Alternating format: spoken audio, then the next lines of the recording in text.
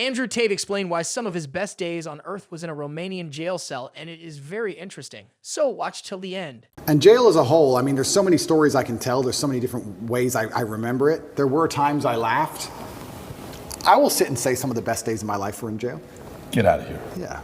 And some of the worst days of my life were in jail. But there were days where me and Tristan, when we were finally in the same cell, there's times we laughed like we've never laughed before. I'll sit and admit that's absolutely not really true. I feel like if you're going to be the kind of person who strives for an exceptional life, which is what I am, I think I'd be a coward if I said I want an exceptional life, but I only want it to be exceptional in a good way. I don't think that's genuine. I want an exceptional life. And exceptional means away from the norm. And away from the norm means flying your Bugatti on a jet to Dubai and taking your own plane to meet it there. And it also means a Romanian dungeon with cockroaches on New Year's Eve. They're both exceptional experiences.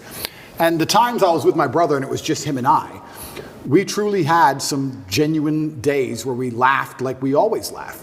Me and him laugh and have fun on a private jet, and we laughed and had fun in a Romanian prison cell because that's just who we are. And I also have to give my brother some credit while we're here.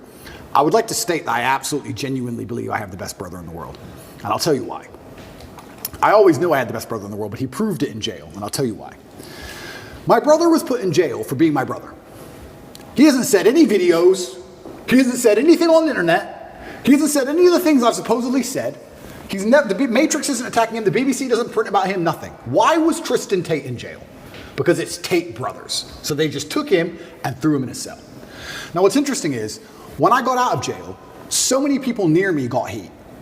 Old business partners got heat with the tax. They got hit with like tax paperwork, and they were calling everyone who's ever known me, and ex-girlfriends got heat, and all these people got heat. And some people complained, some people didn't. But some people were like, oh, since you've been in jail, it's been so stressful for me. The media's outside my house. I'm like, stressful for you? I was in jail. What do you want me to do? And people were complaining at me. And as these people started to complain, I sat there, I said to Tristan, you got thrown in jail purely for being my brother. And never for a fraction of a second did you even moan. Not even for a fraction of a second did he say, oh, they only put me here because of you. Why am I here? I'm innocent. This has nothing to do with me. Nothing. In fact, he said the absolute opposite. He said, I am so glad I went to jail with you. I would be furious if they sent you here by yourself. If they're going to lock you up, they better lock me up. And there was a time, about 2 months in, because there's less media pressure on Tristan, they were talking about releasing Tristan first. And he was saying, no, I won't leave without Andrew. Going down with the ship. I won't leave unless my brother leaves. Wow. I won't leave. And he was telling the guards, I won't leave. Keep me here. I'm not leaving. And they said, the judge says you have to leave, you have to leave. He goes, then I will stand outside the gate. I will sleep outside. I ain't leaving this jail. And our lawyer said, well, we can make an appeal to just release you because there's less media scrutiny around you. And Tristan's like, no, Andrew's in jail, I'm in jail. Refused to leave. He was adamant he had to stay. That's a brother for me. And it was the same for me. I said to Tristan, if they came into me and said, Andrew, go home, I'd be like, no way. If Tristan's in jail, I'm in jail. We're in jail together. He never for a second complained, never bitched, never moaned. And he was only in jail for being my brother. And then I come out and there's other people, oh, they sent me a piece of paper, blah, blah, blah. You're moaning? It's unbelievable. You truly learn, like I said, jail confirms everything you already knew about the world. And you truly learn who's on your side and who isn't. And that's good to learn, but it's actually crazy. The larger psychological analysis of it all, everyone lives inside their own minds, right? So it's kind of crazy. I came out of jail, and some of the first messages I got from people was them complaining about the problems me being in jail had given. Like, you think that wouldn't happen, right? You think, oh, you come out of jail, people would be like, oh, are you okay? They're like, oh, you're okay? You're out now? Okay, yeah, well, listen, Mo. You'd be amazed. You'd be amazed. And I'm like, I was in jail. What do you want me to do? Yeah, that sounds unfortunate. I was in a jail cell. What do you want me to do about it? It's kind of crazy how much everyone's kind of self-interested. So it's been a learning curve, and you learn a lot about a lot of different people, and your circle gets smaller. And I think that's probably one of the reasons God put me in there, to just learn a lot and make my circle smaller. And you just have to listen to him and pay attention to it and say, okay, all right, you're off, you're off, you're off, you're on, you're on, you're on. But my brother, I have to give him credit, because I tell you, I also think me and Tristan are one of the best teams in the world because we have different roles inside of our brotherhood. My role is to be concerned and to panic. Not panic, that's the wrong word. I never panic. My role is to be concerned and try and fix the problem. I'm in jail, pacing up and down. How do we get out? And Tristan's role is to not care. And together, that helps us achieve the objective best. Because when we really need to get out, I'm in charge. His role is to not care. Sometimes, when it was at the height of frustration, I needed his superpower. Tristan's superpower, and this is his superpower for life, is he is the master of not giving a fuck. We would go to court. Imagine this. You're in jail, right? Weekends were the worst because the TV was worse on weekends for some reason. Like you had like 3 channels, and the weekends were the worst, and you could hear out the window everyone having fun. I hated weekends. So when a Friday would roll around, I'd say, okay, Tristan, we just have to zen away the weekend. And on Monday, there's court. We just have to zen away the weekend. So for the weekend, we just sit there staring at the wall. Intrusive thoughts, can't sleep, all those things you're trying to get out your brain, just sitting in silence because the room's tapped, just staring at the wall, And you think Monday would never come. And Monday would eventually come, right?